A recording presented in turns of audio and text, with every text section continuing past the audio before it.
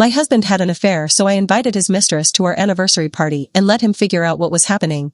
I'm 36F. My husband is Raymond. We've been married for 10 years. We have one daughter, Sophie, who just turned 8. Raymond works in finance. He's always been ambitious, always working late, always traveling for conferences. I found out about the affair 3 months ago. It happened by accident. Raymond left his laptop open on the kitchen counter. A message notification popped up from someone named Natalie. The message said, "Can't wait to see you tomorrow. Hotel confirmed for Saturday. Love you." My heart stopped. I stood there staring at that message for what felt like an eternity. Then I opened the full conversation thread. There were hundreds of messages. Years of messages. Natalie asking when Raymond could get away. Raymond making excuses about work trips that didn't exist. Hotel confirmations. Photos of them together at restaurants. Photos of him in hotel rooms. Photos of Natalie in lingerie. The affair had been going on for at least 3 years. Maybe longer. I couldn't tell exactly because the earliest messages were years old. I felt numb. I sat down at the kitchen table and just stared at nothing for a long time. When Raymond came home that evening, I didn't confront him immediately. I needed time to think. I needed to figure out what I actually wanted to do. I'd always been the type of person who would immediately call a lawyer, who would immediately start divorce proceedings,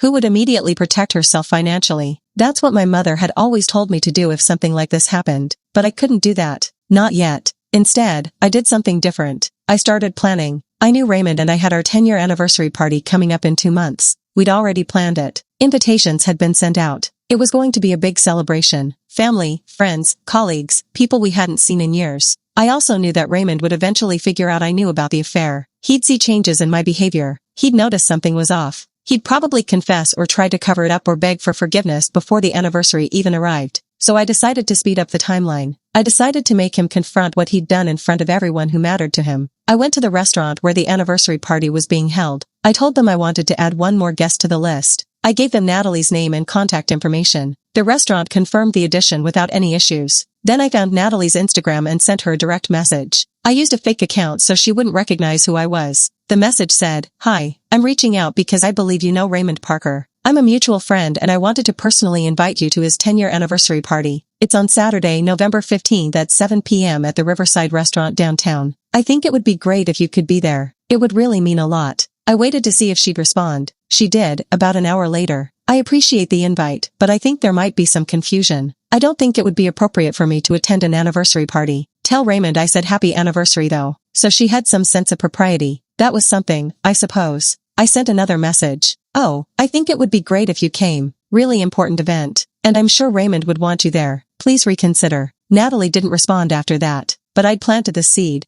Update 2 weeks later. 2 weeks before the anniversary party, Raymond came home and told